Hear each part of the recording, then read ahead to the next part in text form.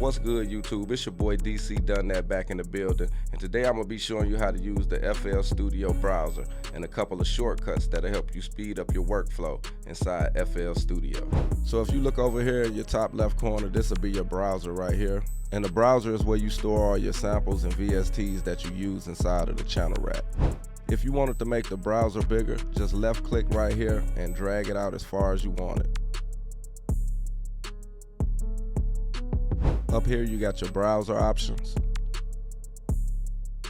If you was working in a lot of different folders and had too many open and just wanted to close them all at once, you hit this collapse structure button and it'll close all of them. This reread structure button just basically refreshes the browser. Alright, next you got these tabs up here at the top. This first tab is to show all of your sample folders.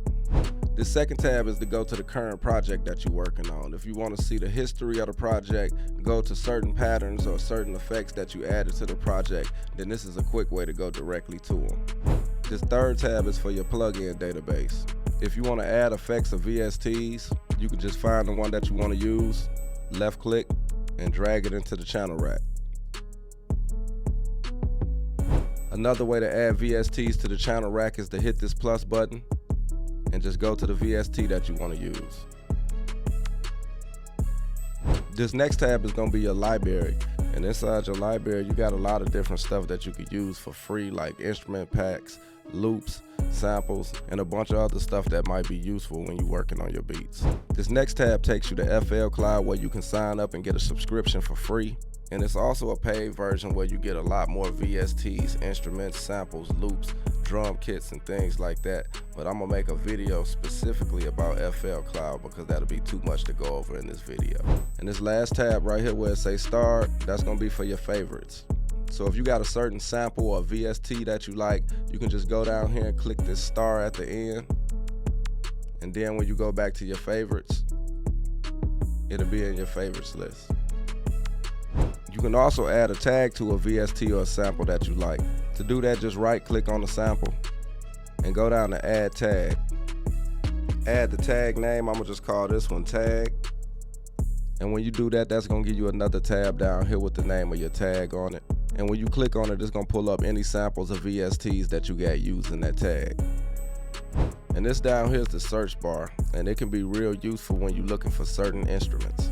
You can just type in a sample or instrument that you're looking for, and any sample or folder that they got related to that will pop up. To add a sample or a drum to the channel rack, just left click it and drag it into the channel rack. If you want to add your own samples to the channel rack, just come up here to options.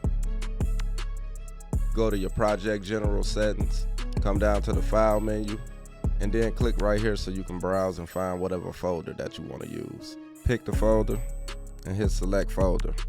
And that's how you add your own samples to the browser. And if you want to delete a folder or a sample from the browser, just right click and go to clear. And when you refresh your FL Studio, it'll be gone from the browser. Alright, so that's a quick video of me showing you how to use the FL Studio browser. Like I was saying earlier, I will be doing a video showing you how to use FL Cloud, but it's a lot of features in FL Cloud, and that would have made this video way longer than I wanted it to be. So I just said I was going to do that in a video by itself. But if this video helped you in any kind of way, please like, comment, and subscribe to the channel. Peace.